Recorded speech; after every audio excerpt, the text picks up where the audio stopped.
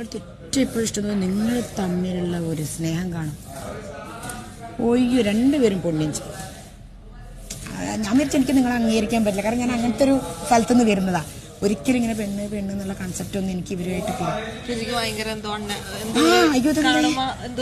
എന്തോ ഉണ്ടല്ലോ. ഇപ്പൊ എനിക്ക് നിങ്ങളൊരു ഭാര്യ ഭർത്താവ്, എനിക്ക് അതിന്റെ ഇടയിൽ ഇവരൊക്കെ ചോദിക്കുമ്പോഴേ ഞാൻ ഇതെന്ത് ഇവർ അങ്ങനെ ചോദിക്കുന്നത്. നിങ്ങൾ തമ്മിലുള്ള സ്നേഹം ഒരു രക്ഷയില്ല. അതെനിക്ക് രോമാഞ്ചം വരും.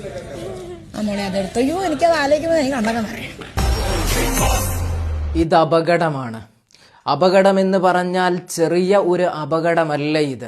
കാരണം ബിഗ് ബോസ് കാണുന്നത് ചെറിയ കുട്ടികളിൽ നിന്ന് മുതിർന്നവർ വരെ, അതായത് സ്ത്രീകളും പുരുഷന്മാരും അടങ്ങുന്ന വലിയ ഒരു വിഭാഗം തന്നെ ബിഗ് ബോസ് നിരന്തരം കണ്ടുകൊണ്ടിരിക്കുകയാണ്. ആ പെൺകുട്ടി ആദിലയാണോ നൂറയാണോ എന്ന് എനിക്കറിയില്ല, അവരോട് പറഞ്ഞു വെക്കുന്നത് കണ്ടോ. ഞാൻ വന്ന ഒരു സ്ഥലം എന്ന് പറയുന്നത് ഇതിനെ ഉൾക്കൊള്ളാനും അംഗീകരിക്കാനും കഴിയുന്ന സ്ഥലമല്ല. പക്ഷേ നിങ്ങളെ കണ്ടപ്പോൾ നിങ്ങൾ യഥാർത്ഥത്തിൽ ഒരു ഭാര്യയും ഭർത്താവുമാണ് എന്നുള്ള രൂപത്തിൽ അവൾ അതിനെ വർണ്ണിക്കുന്നത് നിങ്ങൾ കണ്ടോ. ഇത് എത്ര ആളുകൾ കണ്ടുകൊണ്ടിരിക്കുന്നുണ്ട് എന്ന് നിങ്ങൾ മനസ്സിലാക്കണം. ഈ പരിപാടിയുടെ കടിഞ്ഞാൻ പിടിക്കുന്ന മോഹൻലാൽ അടക്കമുള്ള ആളുകൾ ഈ സ്ഥാനത്ത് എത്തിയത് എങ്ങനെയാണെന്നൊന്ന് ചിന്തിച്ചിട്ടുണ്ടോ? ഒരു പുരുഷൻ, ഒരു സ്ത്രീ, ഇവരിൽ നിന്നാണ് ഒരു കുട്ടി ജനിച്ചുണ്ടാകുന്നത്.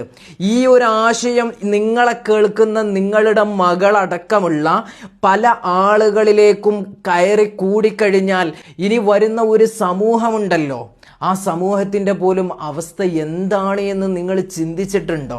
ഹലോ ഗായ്സ്, അപ്പോൾ നിങ്ങളെല്ലാവരും ഈ ഒരു വീഡിയോ കണ്ടല്ലോ. ഒരു ഉസ്താദ് നമ്മുടെ ബിഗ് ബോസ് ഹൗസിലുള്ള ആദില നൂറ സ്വർഗ അനുരാഗികൾ അവരെ കുറിച്ചിട്ട് കുറച്ച് കാര്യങ്ങൾ പറയുകയാണ്. അതായത് കഴിഞ്ഞ ദിവസം ബിഗ് ബോസ് ഹൗസിൽ വെച്ചിട്ട്, അതായത് ആദിലയുടെ അടുത്ത് നമ്മുടെ സരിക, കലാഭവൻ സരിക പറയുന്നു, എനിക്ക് ആദ്യമൊക്കെ ഇവിടെ വന്ന സമയത്ത് നിങ്ങളുടെ ഈ ഒരു റിലേഷൻ എനിക്ക് ഉൾക്കൊള്ളാൻ ഭയങ്കര ബുദ്ധിമുട്ടായിരുന്നു. പക്ഷെ പിന്നീട് നിങ്ങളെ കണ്ടു കഴിഞ്ഞപ്പോൾ എനിക്ക് മനസ്സിലായി നിങ്ങൾ ശരിക്കും നല്ല ഭാഗ്യം ചെയ്ത കുട്ടികളാണ്, നിങ്ങൾ തമ്മിൽ എന്ത് സ്നേഹമാണ്, നിങ്ങൾ സൂപ്പറാണ് എന്നൊക്കെ പറഞ്ഞിട്ട് അവർക്ക് പ്രചോദനം കൊടുക്കുകയാണ്. സത്യം പറഞ്ഞാൽ ഈ ഉസ്താദ് പറയുന്നതിനോട് ഞാൻ 100% യോജിക്കുന്നു. ഇപ്പം ആ ഒരു രണ്ട് പെൺകുട്ടികൾ ആ ഒരു രീതിയിൽ പോകുമ്പോൾ നമുക്കത് കാണുമ്പോൾ ഉൾക്കൊള്ളാൻ പറ്റുന്നില്ല. അപ്പോൾ കുറേ അധികം ആൾക്കാർ പറയും, ഇപ്പോൾ ഈ ഒരു വീഡിയോ വന്നപ്പോൾ ഇതിൻ്റെ താഴെ ഈ ഉസ്താദിനെ ചീത്ത പറഞ്ഞും തെറി പറഞ്ഞുകൊണ്ട് ഒരുപാട് ആൾക്കാർ കമൻറ്റ് ഇട്ടത് ഞാൻ കണ്ടു. അപ്പോൾ അദ്ദേഹം പറഞ്ഞതിൽ എന്താണ് തെറ്റ്? നമ്മുടെ വീട്ടിൽ നമുക്ക് ഇതുപോലെ, അല്ലെ നമ്മുടെ മക്കളോ അല്ലെ നമുക്ക് വേണ്ടപ്പെട്ടവരോ ഈ ഒരു രീതിയിലൊക്കെ പോകുമ്പോഴേ അതിൻ്റെ വിഷമം എന്താണെന്നുള്ളത് നമുക്ക് മനസ്സിലാവുള്ളൂ. ഇപ്പോൾ ഇതൊന്നും വേണ്ട, ഈ ആദില നൂറ ഇവരുടെ വീട്ടുകാരുടെ അവസ്ഥയൊന്ന് ആലോചിച്ച് നോക്കൂ. അല്ലേ, ആ പെൺപിള്ളേർക്ക് രണ്ടുപേർക്കും നല്ലൊരു ജീവിതം കിട്ടേണ്ടതാണ്. അവർക്ക് നല്ല വിദ്യാഭ്യാസവും കാര്യങ്ങളൊക്കെ ഉണ്ട്. അവർക്ക് നല്ല ജീവിതം കിട്ടിയാൽ അവരുടെ തലമുറ ഉണ്ടാകുള്ളൂ. ഇതിപ്പോൾ ഈ പെണ്ണും എന്ത് കാണിക്കാനാണ് ഇവർ? അതുങ്ങളെ പൊക്കിക്കൊണ്ട് ബിഗ് ബോസിൽ കൊണ്ടുവന്നേക്കുന്നത്. എന്നിട്ട് കുറേ അതുങ്ങൾക്ക് കുട പിടിക്കാൻ കുറേ എണ്ണങ്ങളും. എന്താ ഉദ്ദേശിക്കുന്നത്? എന്താ? ശരിയാണ് ഉസ്താദ് പറഞ്ഞ ഈ ഒരു പരിപാടി ലോകം മൊത്തം കാണുന്നൊരു പരിപാടിയാണല്ലേ, മലയാളി പ്രേക്ഷകർ കാണുന്ന പരിപാടിയാണ്. കുട്ടികൾ, വലിയവർ എല്ലാവരും കാണുന്നൊരു പരിപാടിയാണ്. അവരിലേക്കൊക്കെ കൊടുക്കുന്ന ഒരു മെസ്സേജ് എന്താണ്? ഈ രണ്ട് വ്യക്തികളെ ഇതിൽ കൊണ്ടുവന്നിട്ട് എൻ്റെ മക്കൾ ഈ ഒരു ഞാൻ ഈ ബിഗ് ബോസ് കാണുന്നത് കൊണ്ട് തന്നെ എൻ്റെ മക്കളും ഇടയ്ക്ക് കാണുമ്പോഴത്തേക്ക് എന്നോട് ചോദിക്കും, ആ ചേച്ചിമാരെന്താ രണ്ടുപേരും ഒരുമിച്ച്? ഞാൻ പറഞ്ഞു അവർ കൂട്ടുകാരാന്ന് പറഞ്ഞു. അല്ലാതെ നമുക്ക് കുഞ്ഞുങ്ങളുടെ അടുത്ത് എന്ത് പറഞ്ഞു കൊടുക്കാൻ പറ്റും? എന്തിനു വേണ്ടിയിട്ട് ഈ പെണ്ണുങ്ങൾ ഈ ഇമാതിരി വേഷം കെട്ടിക്കൊണ്ട് സ്വവർഗ അനുരാഗികൾ, ലെസ്ബിയൻ കപ്പിള്, നാണം കെട്ട സ്ത്രീകൾ, ഇവർക്കൊക്കെ കുറച്ച് നാൾ ഇതുപോലെ ഭയങ്കര സ്നേഹവും പ്രേമവും ഒക്കെ കാണിച്ച് നടക്കും. കുറച്ച് നാൾ കഴിയുമ്പോൾ രണ്ടിനും മനസ്സിലാകും, മടുക്കും. അപ്പം രണ്ടിൻ്റെ വഴിക്ക് പോകും. ഇതിപ്പോൾ ഇവർക്കുണ്ടല്ലോ സ്വന്തം കാലിൽ നിൽക്കാനുള്ള ഒരു പ്രാപ്തി ഉള്ളത് കൊണ്ടാണ് ഇമാതിരി വേഷം കെട്ടും കാണിച്ച് രണ്ടും നടക്കുന്നത്. വിദ്യാഭ്യാസം വേണ്ട വിദ്യാഭ്യാസം കുടുംബം അവരുടെ മാതാപിതാക്കൾ അവർക്ക് കൊടുത്തു. അവർ നല്ല ജോലി, അവർക്ക് രണ്ടുപേർക്കും നല്ല ജോലിയുണ്ട്. അതാണ് അവരുടെ ഏറ്റവും വലിയൊരു എന്താ പറയുക നിലനിൽപ്പ് എന്ന് പറയുന്നത്. സ്വന്തം കാലിൽ നിൽക്കാനുള്ള ഒരു പ്രാപ്തി ഉള്ളത് കൊണ്ട് തന്നെ രണ്ടുപേരും ഒരു ഫ്ലാറ്റിലോ മറ്റോ താമസിക്കുന്നത്. എത്ര കാലം ഇങ്ങനെ താമസിക്കും? ഇവർക്കും വേണ്ട ഇവരുടേതായിട്ടുള്ള അല്ലേ ഒരു കുഞ്ഞു വേണം എന്നൊക്കെയുള്ള. ഇതിപ്പോൾ രണ്ടും കൂടെ എന്തു കാണിക്കാനാണ്? ഇതുങ്ങൾക്കാണെങ്കിൽ ഒരു പേടിയില്ല, ഒന്നുമില്ല. ഇതുങ്ങൾ എങ്ങനെ ബിഗ് ബോസിലെത്തി? ഇതിനൊക്കെ ആരാണ് പൊക്കി ബിഗ് ബോസിലേക്ക് കൊണ്ടുവന്നത്? ബാക്കിയുള്ള കുട്ടികളെയും കൂടി വഴിതെറ്റിക്കാനായിട്ട് കുറേ ഇതുപോലത്തെ അലവലാദികളെ കൊണ്ടുവന്ന് ബിഗ് ബോസിലിടും. എന്നിട്ട് കുറേ എണ്ണങ്ങൾ ഇവർക്ക് കൊട പിടിക്കാൻ, എന്താ അവർക്ക് കുഴപ്പം, അവർ അങ്ങനെ ജീവിക്കട്ടെ, മറ്റതിലെ മറിച്ച് ഈ വന്ന് ഇവരെ സപ്പോർട്ട് ചെയ്ത് കമൻ്റ് ഇടുന്ന, അതായത് ഈ ആദിലെ നൂറയെ സപ്പോർട്ട് ചെയ്ത് കമൻ്റ് ഇടുന്ന ആൾക്കാർ ഒന്ന് ചിന്തിക്കുക. നമ്മുടെ കുടുംബത്തിൽ അതായത് നമുക്ക് വേണ്ടപ്പെട്ടവർ ഇതുപോലെയൊക്കെ പോകുമ്പോഴേ അതിൻ്റെ വിഷമവും വേദന എന്താണെന്നുള്ളത് മനസ്സിലാകുള്ളൂ. ഇപ്പോൾ ആദില നൂറ് ആ ഒരു മാതാപിതാക്കളെ എന്തോരം വിഷമിക്കുന്നുണ്ടാവൂലേ?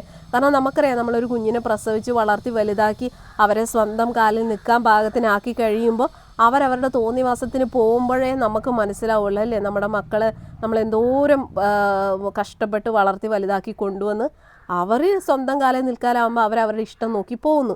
ഇതിപ്പോൾ ഏതെങ്കിലും ആണുങ്ങളുടെ കൂടെ ഇവർ പോയിരുന്നെങ്കിൽ അങ്ങനെ ഓർക്കാൻ, ഈ 2 പെണ്ണുങ്ങളും കൂടി എങ്ങനെ ജീവിക്കും ഇവരുടെ ജീവിതം ഇതാണോ?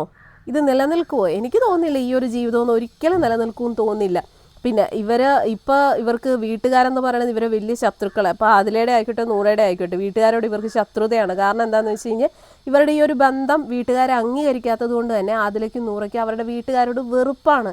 ഒരിക്കലും സ്വന്തം മാതാപിതാക്കൾ മക്കൾക്ക് ചീത്ത വരാനായിട്ട് ഒന്നും ചെയ്യത്തില്ല അല്ലേ? സ്വന്തം മാതാപിതാക്കൾ മക്കൾ നല്ല രീതിയിൽ പോകണം, അവർക്ക് നല്ലത് വരണമെന്ന് ആഗ്രഹിക്കുന്ന മാതാപിതാക്കളാണ്.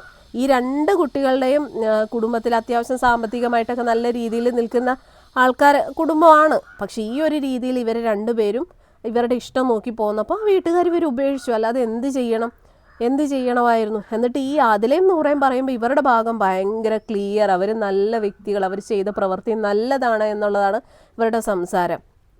എന്നിട്ട് നിങ്ങളെയും കൊണ്ട് ബിഗ് ബോസിൽ കൊണ്ട് ഇട്ടേക്കുവാണ് മറ്റുള്ള പിള്ളേരെയും കൂടെ നശിപ്പിക്കാനായിട്ട്. എന്ത് മെസ്സേജാണ് ബിഗ് ബോസ് ഇതുകൊണ്ട് കൊടുക്കുന്നത്? എന്തോ ഉദ്ദേശിക്കുന്നത് എന്തുവാ? ഇനിയെങ്കിലും ഇതുപോലെ നാണം കെട്ട അലവലാദികൾ ഈ ഒരു ഷോയിലേക്ക് കൊണ്ടുവരാതിരിക്കുക. ഒരു ട്രാൻസ്ജെൻഡറിനെ അല്ല ഒരു ട്രാൻസ് വുമണെയൊക്കെ കൊണ്ടുവന്നിരുന്നെങ്കിൽ ഓക്കെ. ഇത് അതൊന്നും അല്ലാതെ ലെസ്ബിയൻ കപ്പിൾസ്, എന്നിട്ട് 2ഉം കൂടെ തക്കം കിട്ടുമ്പോൾ ഇരുന്ന് അങ്ങോട്ട് ഭയങ്കര സംസാരവും സ്നേഹപ്രകടനങ്ങളുമാണ്. കഷ്ടം തന്നെ. എൻ്റെ ഒരു അഭിപ്രായത്തിൽ ഇതുപോലുള്ള നാണം കെട്ടവളുമാരെയൊക്കെ ഈ ഒരു ഷോയിൽ കൊണ്ടുവന്ന് കൂടുതൽ പേരും പ്രശസ്തിയും കൊടുക്കാതിരിക്കുക. അത് സമൂഹത്തിന് ദോഷം ചെയ്യും. ഇപ്പം ഇവർ ഈ പെണ്ണും ഇമാതിരി വേഷം കെട്ട് കാണിക്കുന്ന കാണുമ്പോൾ ഇത് കണ്ട് പ്രചോദനം തോന്നുന്ന വേറെയും കുറേ എണ്ണങ്ങൾ ഇതേ രീതിയിൽ വഴിതെറ്റിപ്പോകാനുള്ള എല്ലാ ചാൻസും ഉണ്ട്. അപ്പോൾ അത് തന്നെയാണ് ഇപ്പോൾ ഈ ഉസ്താദ് പറഞ്ഞതിനോട് ഞാൻ 100% യോജിക്കുന്നു. അദ്ദേഹം പറഞ്ഞത് തികച്ചും സത്യസന്ധമായിട്ടുള്ള കാര്യങ്ങളാണ്. എന്തിന് ഇവളെപ്പോലുള്ള അവളുമാരൊക്കെ നമ്മുടെ സമൂഹത്തിൽ നശിപ്പിക്കുകയല്ലേ ചെയ്യുന്നത്? എൻ്റെ ഒരു അഭിപ്രായത്തിൽ ആ ഉസ്താദ് പറഞ്ഞതിനോട് ഞാൻ 100% യോജിക്കുന്നു. നിങ്ങളുടെ അഭിപ്രായം എന്താണ്? ഈ ആദില നൂറ ഇവരുടെ ഈ ഒരു റിലേഷൻ അത് നല്ലതാണോ? എല്ലാവരും ഒന്ന് കമൻറ്റ് ചെയ്യാൻ മറക്കരുത്.